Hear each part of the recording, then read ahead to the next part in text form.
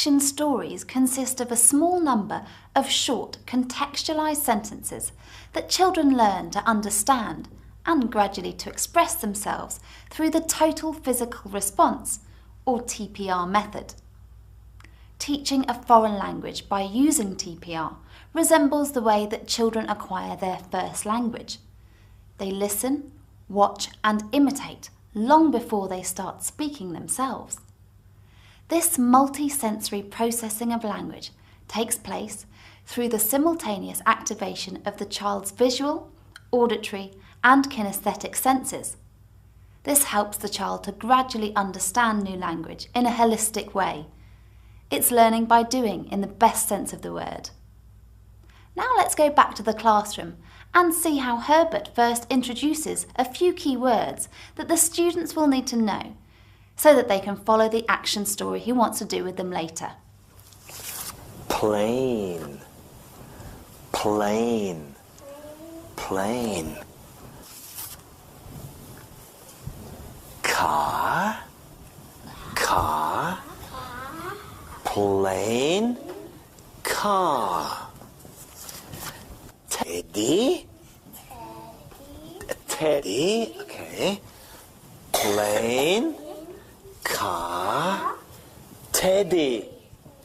Plane, car, teddy. Doll, doll. Plane, car, teddy, doll. Okay, doll. Now that the students have learnt the key words that they are going to need, let's see how Herbert gets them to understand sentences by listening to instructions and imitating his actions. Now, stand up, please. Stand up, please. Okay, good. Fly your plane. Fly your plane. Drive your car. Zoom. Okay, once more. Fly your plane. Drive your car. Vroom. Hug your teddy. Hug your teddy. Kiss your doll. Okay, once more. Fly your plane. Drive your car. Vroom. Hug your teddy. Kiss your doll. So that was the first phase of an action story. What's important here is that the teacher adapts his or her teaching pace to the student's pace of learning. In other words, the teacher introduces the sentences gradually and one after the other, and always repeats the previous sentence or sentences before introducing a new one. What's also important is that the teacher strictly keeps to the order the sentences were presented in. Next, we'll see the second phase, where Herbert gives the instructions, and it's important, remember, that this is done in the same order as before. But this time, he doesn't give the students a model for the actions. So the children have to listen and carry out the instructions without seeing the teacher act them out. Being in a group gives them security, and they're learning from one another.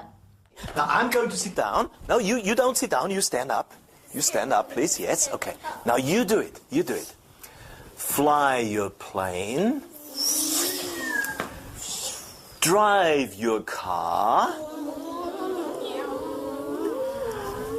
Hug your teddy.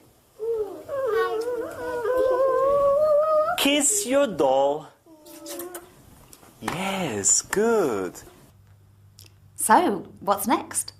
Well, once the students are able to carry out the actions easily, it's now time for the third phase. As before, the students listen to the instructions and carry them out, but with one difference. This time Herbert changes the order of the instructions. And now, no, stand up. And now in jumbled order, jumbled order. Okay. Drive your car. Kiss your doll. Fly your plane. Hug your teddy. Kiss your doll. Fly your plane.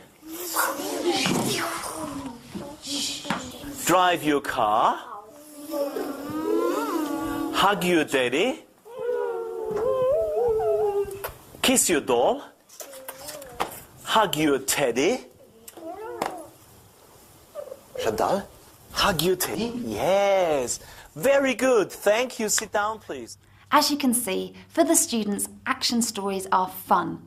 And at the same time, they're an important way of making the children feel that they can understand the target language from the very beginning. The final phase is when students use a worksheet from their books as they listen to the same action story from the audio CD. Toys.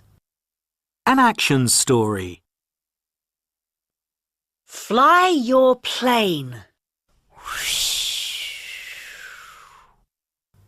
The children listen and put the pictures into the correct order.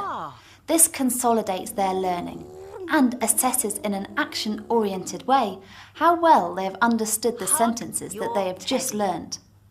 They can do so by writing numbers, or if they haven't yet learnt to write numbers, they draw the corresponding number of dots onto the dice at the top of each of the pictures, as shown on the worksheet. Poppy, well done.